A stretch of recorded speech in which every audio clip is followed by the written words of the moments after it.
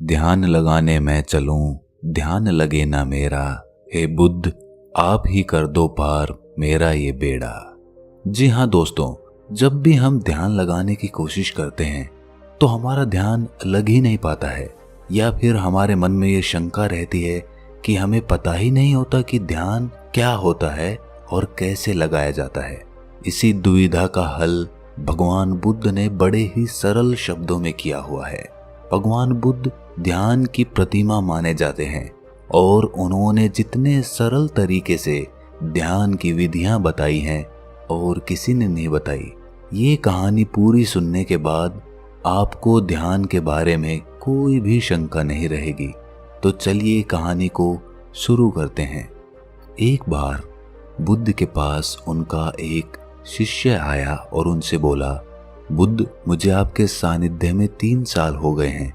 मैं रोज आपके बताए अनुसार ध्यान लगाता हूँ, फिर भी मुझे 3 साल में ध्यान से कुछ भी नहीं प्राप्त हुआ। वहीं मेरे मित्र कहते हैं कि उन्हें कुछ ना कुछ ध्यान करके प्राप्त हुआ है, पर फिर मुझे क्यों नहीं हुआ।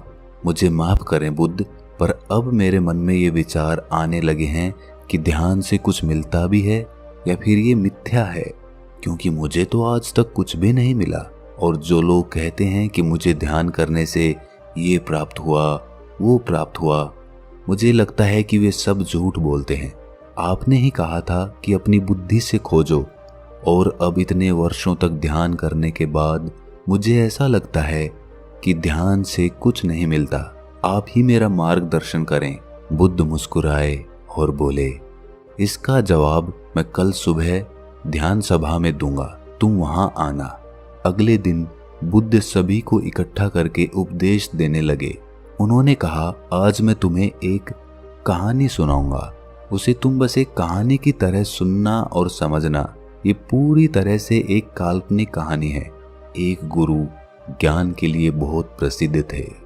कहा जाता है उन्होंने एक सोने का पहाड़ जिसका शीश हीरे का बना हुआ था, उसे खोज लिया था, जिससे उन्हें ज्ञान की प्राप्ति हुई। वो पहाड़ पर अकेले रहते थे। उन्होंने किसी को भी अपना शिष्य नहीं बनाया। काफी समय बाद 3 भाई उनके शिष्य बनने के लिए उनके पास गए और उनसे ज्ञान ग्रहण करने को कहा। गुरु मान गए और उन्हें अपने साथ में ही रख लिया। फिर तीनों ने उनसे सोने के पहाड़ के बारे में पूछा। गुरु ने कहा, मैं तुम तीनों को इसका जवाब बारी बारी से दूंगा और इसका रास्ता भी बताऊंगा ताकि तुम उस पर चढ़ सको। फिर गुरु ने पहले शिष्य को बुलाया और एक रास्ते की तरफ इशारा किया और कहा कि यहाँ से तुम सीधे चले जाना और कहीं मत मुड़ना। ये रास्ता तुम्हें सीधे उस पहाड़ तक ले जाएगा और कहीं भी अपनी यात्रा मत रोकना। वो शिष्य अपने गुरु का आशीर्वाद लेकर यात्रा के लिए निकल पड़ा। रास्ते में उसे काफी कठिनाई हुई। उसके पांव में कांटे चुभे, कुछ कीड़े मकोड़ों ने भी उसे काटा, कुछ जंगली जानवरों से भी उसका सामना हुआ, पर वो जैसे तैसे जंगल पार कर रहा था। तभी रास्ते में उसे भूख लगी। उसने जंगल में कुछ खाने का इंतजाम किया। खाना खाकर फिर से वो आगे बढ़ गया। उसके बाद वो एक मरुस्थल में पहुंच गया। वो काफी बड़ा था।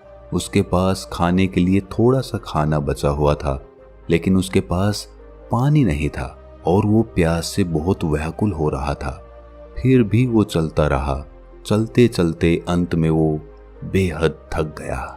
अब उसके लिए प्यास सहना नामुमकिन हो गया था। उसके मन में अब ये सवाल आने लगे कि कहीं गुरु ने उसे कोई गलत मार्ग तो नहीं बता दिया। अब धीरे धीरे उसका चेहरा मुरझाने लगा और गला सूखने के कारण वो वहीं मरुस्थल में गिर गया। तभी अचानक से वहां बारिश की बूंदें गिरने लगी। वो उठा और तुरंत अपना बर्तन भरने लगा और अपनी प्यास बुझाई और फिर से आगे बढ़ गया। अब वो एक नदी के किनारे पहुंच गया था। नदी पार करने के लिए उसने एक नौका बनाई और उसे पार करने लगा।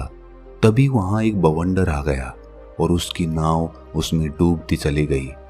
वो आदमी भी पानी में डूबने लगा और डूबते हुए सोचने लगा कि गुरुजी ने ये कैसा मार्ग बताया है। यहाँ तो बार बार मैं मौत के करीब जा रहा हूँ। अब तो पक्का ही मैं नहीं बचूंगा। तभी वहां पर कुछ लोग पहुंच गए और उस शिष्य को बचा लिया। वो पास के गांव के मछुआरे थे, इसलिए उन्होंने उस शिष्य को अपने घर ले जाकर खाना खिलाया और कुछ खाना खाने के बाद उसे आगे के रास्ते के लिए थोड़ा सा खाना दे दिया। वो शिष्य फिर से आगे बढ़ गया। जैसे जैसे वो आगे बढ़ा तो आखिर में उसने देखा कि आगे एक बहुत बड़ी खाई थी। उसे देखकर वो जोर से चिल्लाकर बोला, गुरु ने मुझे गलत रास्ता दिखाया है। हीरे के शीश वाला सोने का पहाड़ तो छोड़ो, यहाँ तो कोई रास्ता तक नहीं है। मेरी सारी मेहनत व्यर्थ हो गई। और वो वापस यात्रा कर गुरु के पास पहुंच गया और कहा, आपने मुझे गलत मार्ग क्यों बताया? वहां तो कोई पहाड़ ही नहीं था, बस एक जंगल, मरुस्थल, नदियां और खाई के अलावा कुछ नहीं था वहां पर। गुरु ने कहा, तो तुमने इन सब से क्या सीखा? शिष्य ने कहा, मैं कुछ सीखने थोड़ी गया था, मैं तो उस सोने के पहाड़ को खोजने गया था जो मुझे मिला ही नहीं। उस रास्ते से मैं क्या सीखता? रास्ता लंबा था, बेहद कठिन था। उसे पाने की चाह में मैंने सब पार कर लिया, लेकिन इतनी मुश्किलों के बाद भी मुझे कुछ नहीं मिला। तब गुरु ने कहा, तुम रुको, मैं तुम्हारे दूसरे भाइयों को भेजता हूं। शिष्य ने कहा, उन्हें भी वहां कुछ नहीं मिलेगा। अरे वहां पर कुछ है ही नहीं, उन्हें क्या मिलेगा वहां? तब गुरु ने अपने दूसरे शिष्य को आशीर्वाद दिया और वो भी उस मार्ग पर निकल गया। कुछ दिन के बाद वो भी वापस आ गया। तब गुरु ने पूछा, तुम्हें वो पहाड़ दिखा? शिष्य ने कहा, नहीं, मुझे कोई पहाड़ नहीं दिखा, वहां तो बस एक खाई थी। मुझे लगा शायद मैं आपके बताए रास्ते से भटक गया हूं, इसीलिए मैं आपसे रास्ता पूछने आ गया। तब गुरु ने पूछा, तुमने इन सब से क्या सीखा? शिष्य ने कहा, गुरुदेव, मैंने अपनी पूरी यात्रा एक जंगल से शुरू की और उसे पार करते हुए आगे निकल गया। मैंने यही देखा कि कैसे सारे जीव एक दूसरे पर निर्भर रहते हैं और एक दूसरे का खाना भी बनते हैं। उसके बाद मैं एक मरुस्थल में पहुंच गया। वहां पूरे रास्ते में मैं पानी के लिए व्याकुल रहा। एक समय के लिए मुझे ऐसा लगा जैसे मैं मृत्यु के करीब आ गया हूं। तब मैंने समझा कि जीवन का मोल क्या होता है, एक एक सांस की कीमत क्या होती है। तब मैंने आकाश से अमृत को बरसते देखा। तब उस पानी को पीकर मुझे वापस जीवन मिला। वो पानी बेहद मीठा था। तब मुझे एहसास हुआ कि पानी ही असली अमृत होता है। उसके बाद मैं एक नदी के पास पहुंचा। वो बेहद सुंदर थी। उसका पानी बहुत बहुत साफ था। वहां पर बने बांस के पेड़ों को काटकर मैंने एक नौका बनाई, जिसके द्वारा मैं उस नदी को पार कर रहा था। तभी वहां पर एक बवंडर आ गया। मैं डूबने लगा। तब मुझे कुछ मछुआरों ने वहां पर बचा लिया।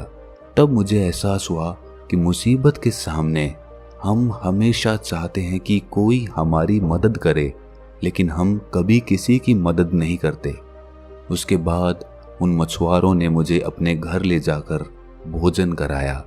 वहां मैंने देखा कि कैसे लोग भूख के मारे तड़प रहे हैं, एक बेहतर जीवन के लिए तरस रहे हैं। कोई बीमार है तो किसी का इलाज चल रहा है। कोई पत्नी अपने पति के वियोग में रो रही है। मुझे जड़ी बूटियों का थोड़ा ज्ञान था, जिसके कारण मैंने वहां एक बीमार बच्चे का इलाज किया और उसे ठीक कर दिया। तब मुझे महसूस हुआ कि दूसरों की मदद करने पर कितना सुकून मिलता है। उन मछुआरों के पास खुद के लिए खाना नहीं था, फिर भी उन्होंने मुझे भोजन कराया और रास्ते के लिए भोजन भी दिया, जिसे लेकर मैं आगे की यात्रा पर निकल गया। उसके बाद आगे मैं एक खाई के पास पहुंच गया। वो मुझे एकदम शांत लगी। वहां किसी की आवाज सुनाई नहीं दे रही थी, बस मैं अपनी सांसों को सुन रहा था। उस समय मुझे लगा कि मैं आपके बताए रास्ते से भटक गया हूं, क्योंकि वहां कोई भी सोने की चट्टान नहीं थी। तब मैं वापस आपके पास आया, दोबारा से सही मार्ग पूछने के लिए। शिष्य ने कहा, हे गुरुदेव, क्या मैं गलत मार्ग पर चला गया था? गुरु ने कहा, नहीं, तुम बिल्कुल सही मार्ग पर गए थे और जल्द ही तुम्हें वो पहाड़ भी मिल जाएगा। तब गुरु ने अपने तीसरे शिष्य से पूछा, क्या तुम भी पहाड़ खोजना चाहते हो? तब शिष्य ने कहा, गुरुदेव, मुझे उस रास्ते पर पहाड़ मिलेगा या नहीं ये तो मैं नहीं जानता, लेकिन मेरे शिष्य भाइयों ने जो वहाँ के बारे में बताया है मैं उसे जानना चाहता हूँ। तब तीसरा शिष्य गुरु का आशीर्वाद लेकर यात्रा पर निकल पड़ा। कुछ दिन बाद वो शिष्य वापस आया। गुरु उसे देखकर समझ गए थे कि उसे वो पहाड़ मिल गया है। उसके चेहरे पर अलग ही चमक थी, वो काफी शांत था। शिष्य ने गुरु को प्रणाम करते हुए कहा, हे गुरुदेव, आपने जो मार्ग दिखाया उसका मैं बहुत आभारी हूँ। मुझे वो सोने का पहाड़ मिल गया है जिसका शीश हीरे का बना हुआ है। ये सुनकर बाकी दोनों शिष्य बोले, क्या तुम्हें वो खाई मिली? तीसरे शिष्य ने कहा, हाँ, मुझे मिली थी। मैंने भी वो सब अनुभव किया जो तुमने किया था। आखिर में मुझे वो खाई मिली जहां अपार शांति थी। इतनी शांति मुझे कहीं नहीं मिली। मुझे पता था मैं सही मार्ग पर हूँ। पहाड़ यही है। उसे ढूंढने के लिए मैंने खाई में कदम बढ़ा दिया। उस समय मेरे मन में भी बहुत सी आशंकाएं थीं, लेकिन मैंने 2 बार मृत्यु को करीब से देख लिया था, इसलिए मुझे उसका भय नहीं था। अब मुझे बस वो पहाड़ ढूंढना था और मैंने अपना कदम उस तरफ बढ़ा दिया। जब मैं आगे बढ़ा तब मैंने देखा कि मैं खाई में गिरने की जगह हवा में उड़ रहा हूँ और इसी तरह मैं उस खाई पर आगे बढ़ता चला गया और मैंने वो खाई पार कर ली। जब मैं आगे पहुंचा तो वहाँ काफी अंधेरा था, बिल्कुल भी रोशनी नहीं थी। उसके बाद जब मैं और आगे बढ़ा तब देखा कि आगे अथाह रोशनी है। वो रोशनी इतनी थी कि मुझे उसमें कुछ भी दिखाई नहीं दिया। तब भी मैं आगे सीधा बढ़ता गया। उस समय भी मैं बेहद डर रहा था, कांप रहा था, लेकिन फिर भी मैं आगे बढ़ता रहा और अंत में मुझे वो सोने का पहाड़ मिल गया जिसका शीश हीरे का था। उसके ऊपर जाने के बाद मेरा मन बिल्कुल शांत हो गया। बेहद खुशी हुई और मन आनंदित हो उठा। कहानी पूरी होने के बाद बुद्ध ने सबसे पूछा कि तुमने इससे क्या सीखा? तब बुद्ध के शिष्य उनके सामने हाथ जोड़कर खड़े हो गए और कहा कि हे बुद्ध, उन तीनों शिष्यों के गुरु ने जो रास्ता उन्हें दिखाया था वो रास्ता उनके अंतर्मन का था। पहले शिष्य की लगन और निष्ठा सही थी, लेकिन वो महत्वाकांक्षी था। उसने मार्ग में आई किसी भी चीज से कुछ भी ज्ञान प्राप्त नहीं किया। वो पूर्ण रूप से महत्वाकांक्षी हो गया। उसके मन में बस वो पहाड़ चल रहा था, जिसकी वजह से वो आसपास की चीजों से कोई भी सीख नहीं ले सका, जबकि उसके आसपास ज्ञान ही ज्ञान था। दूसरे शिष्य ने सब देखा और समझा कि प्रकृति कैसे काम करती है, जीवन कैसे जिया जाता है, मौत के समय कैसा लगता है। उसने मौत और सांसों के मूल्य को समझा। उसने अमृत को पहचाना कि पानी ही अमृत है। वो आखिर तक गया और उस छोर से वापस आ गया जहां उसे मंजिल मिलनी थी। वो उस खाई को देखकर घबरा गया जिसकी अथाह शांति उसको पसंद आई थी, लेकिन वो ये नहीं समझ पाया कि वही उसका रास्ता है और वो उसे गलत मार्ग समझकर गुरु के पास वापस लौट आया। लेकिन इस यात्रा से उसने कुछ पाया, लेकिन तीसरे शिष्य के मन में उस पहाड़ को पाने की कोई जिज्ञासा नहीं थी। वो तो बस उस मार्ग को जानना चाहता था, उसे देखना चाहता था जो उसके साथियों ने देखा था। आखिर में वही हुआ, उसने हर चीज अनुभव की। फर्क बस इतना था कि वो उस खाई की गहराइयों में चला गया जहां एकदम अनंत शांति थी। वो इस सब को महसूस करते हुए अंधकार में आगे बढ़ता गया और एक समय के बाद उसने रोशनी ही रोशनी देखी और वो पहाड़ जिसकी उसे तलाश थी, वो पहाड़ कोई और नहीं बल्कि खुद का उसका शरीर था जिसमें सोना उसका शरीर था, जबकि हीरे का शीश उसका मस्तिष्क था, जिसमें उसे बहुत सारा ज्ञान और शांति अनुभव हो रही थी। अब जिस शिष्य ने बुद्ध से कहा था कि उसने 3 साल में ध्यान से कोई भी चीज प्राप्त नहीं की, वो बुद्ध से जाकर बोला कि मुझे माफ कर दें, पहले मैं आपका पहला शिष्य बना हुआ था, लेकिन अब मैं कोशिश करूंगा कि आपका दूसरा शिष्य बनकर दिखाऊं। अब मेरे मन में कोई भी दुविधा या सवाल नहीं है। दोस्तों, हम सब का ध्यान मंजिल की तरफ होता है, लेकिन असली आनंद तो रास्ते का होता है, मार्ग का होता है। और जो व्यक्ति मार्ग का आनंद लेते हुए मंजिल का सफर तय करता है, वो मंजिल तक पहुंचते पहुंचते ही अथाह शांति को प्राप्त कर लेता है। और जो आदमी सिर्फ मंजिल पर पहुंचने की चिंता करता है, वो मार्ग का आनंद ही नहीं ले पाता। इसीलिए मंजिल से ज्यादा मार्ग जरूरी हो जाता है।